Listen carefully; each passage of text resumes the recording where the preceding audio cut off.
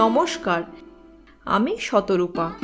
নতুন একটি গল্প নিয়ে বেঙ্গলি টেলস আনফোল্ড চ্যানেলে সবাইকে স্বাগত।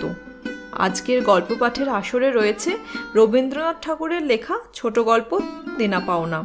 গল্পটি যদি তোমাদের ভালো লাগে তাহলে চ্যানেলটি অবশ্যই সাবস্ক্রাইব করো। চলো শুরু করা যাক আজকের গল্প।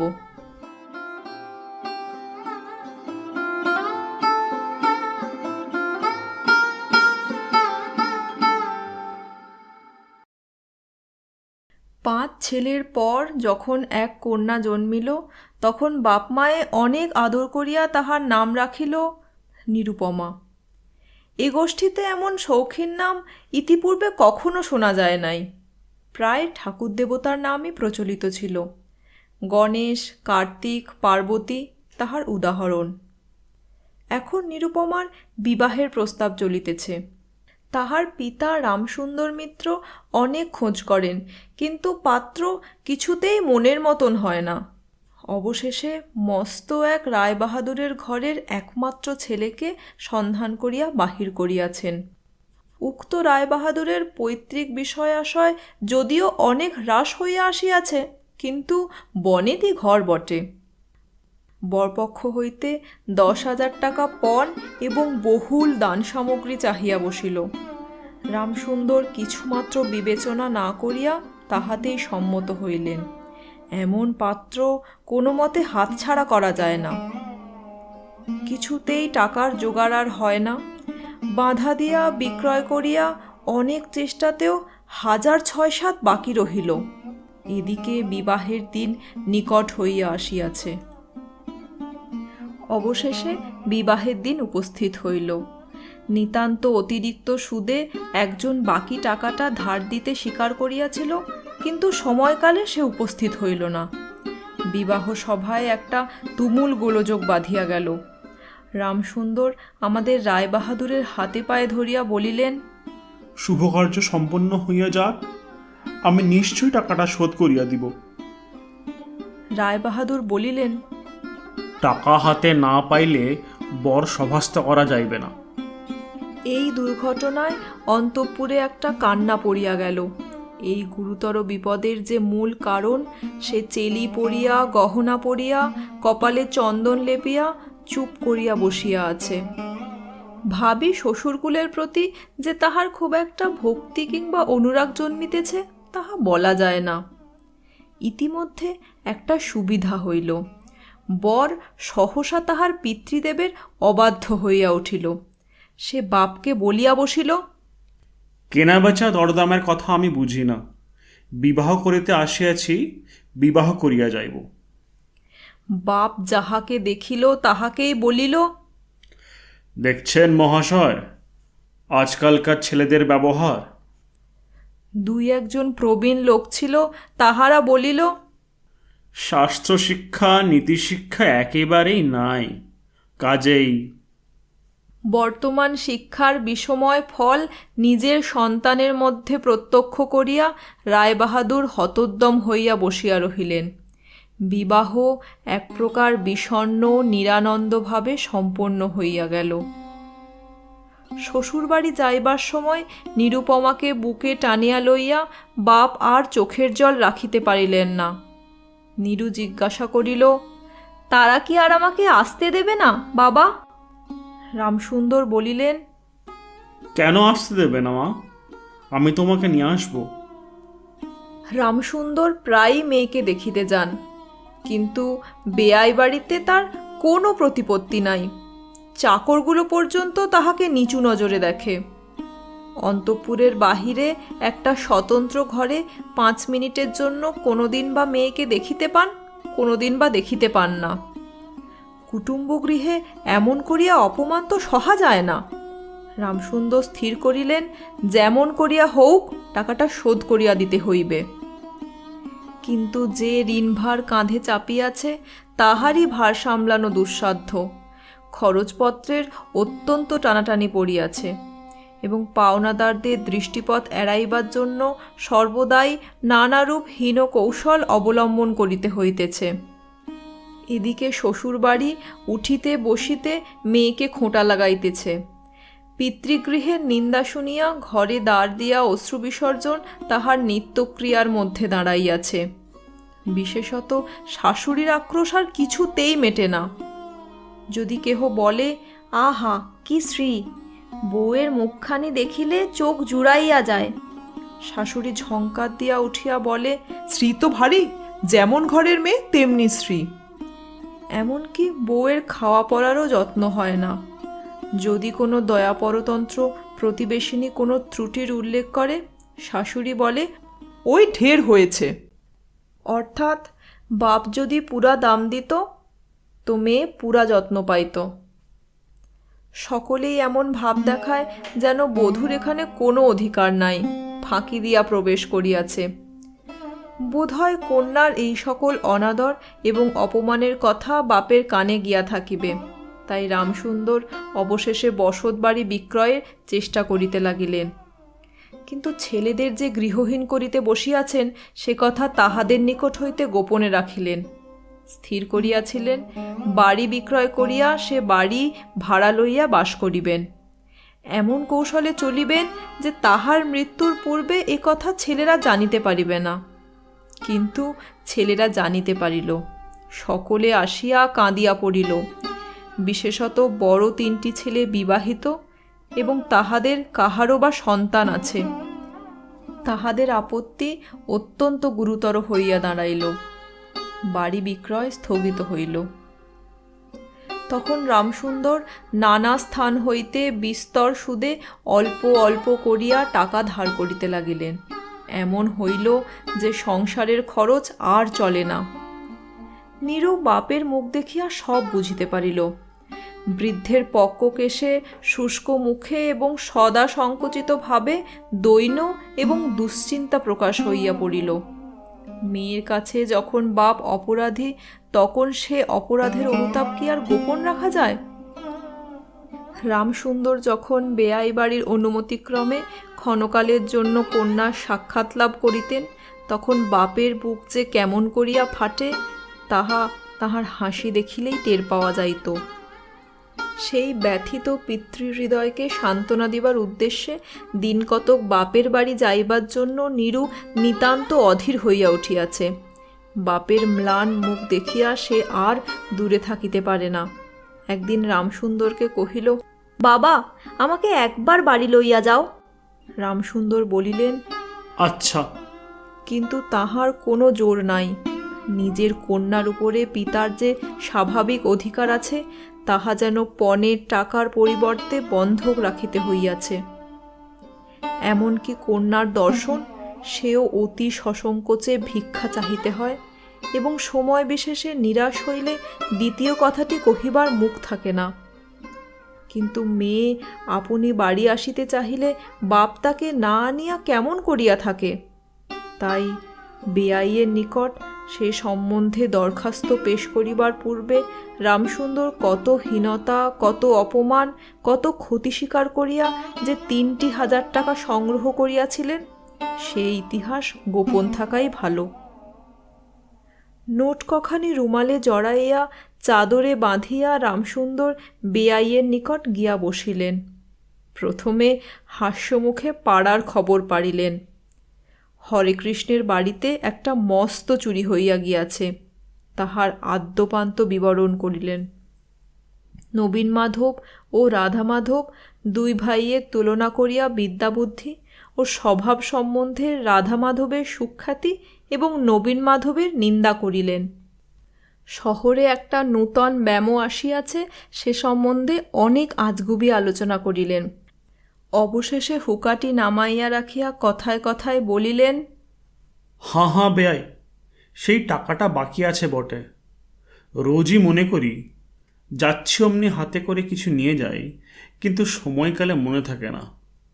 আর ভাই, বুড়ো হয়ে পড়েছি।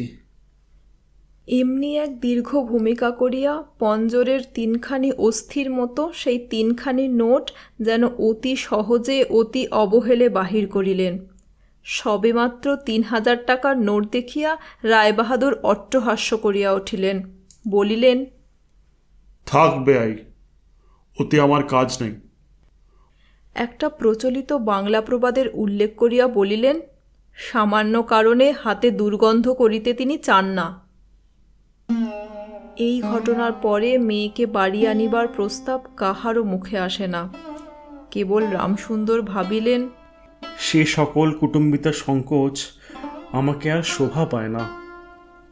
মর্মাহতভাবে অনেকক্ষণ চুপ করিয়া থাকিয়া অবশেষে মৃদুস্বরে কথাটা পাড়িলেন। রায়বাহাদুর কোনো কারণ মাত্র উল্লেখ না করিয়া বলিলেন, সে এখন হচ্ছে না। এই বলিয়া কর্মোপলক্ষে স্থানান্তরে চলিয়া গেলেন। রামসুন্দর মেয়ের কাছে মুখ না দেখাইয়া কম্পিত হস্তে কয়েকখানি নোট চাদরের প্রান্তে বাঁধিয়া বাড়ি ফিরিয়া গেলেন। মনে মনে প্রতিজ্ঞা করিলেন, যতদিন না সমস্ত টাকা শোধ করিয়া দিয়া অসংকোচে কন্যার উপরে দাবি করিতে পারিবেন, ততদিন আর বেহাই বাড়ি যাইবেন না। বহু দিন গেল। নিরুপমা লোকের উপর লোক পাঠায়, কিন্তু বাপের দেখা পায় না।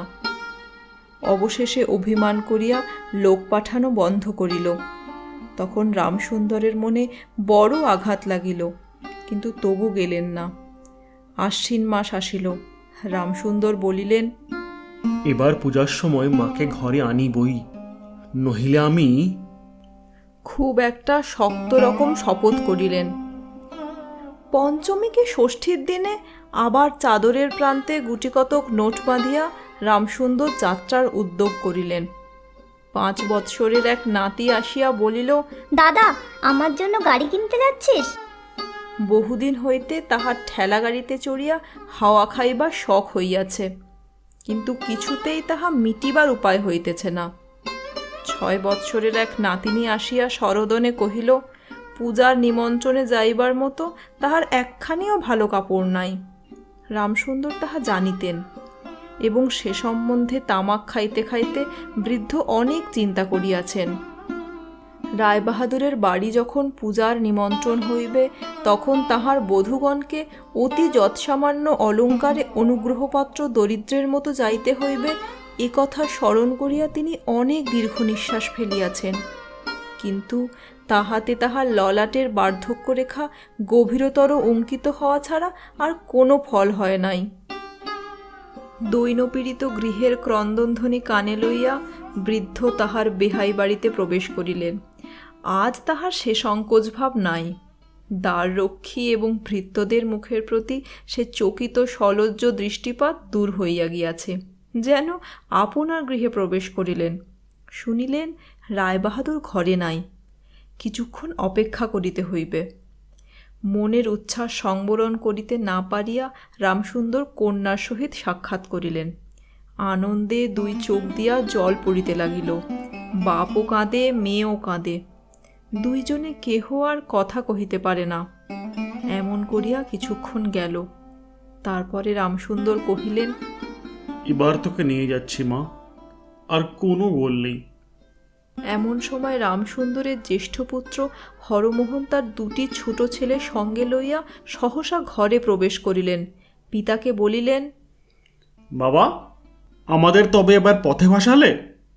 রামসুন্দর সহসা অগ্নিমূর্তি হইয়া বলিলেন, তোদের জন্য কি আমি নরকগামী হব?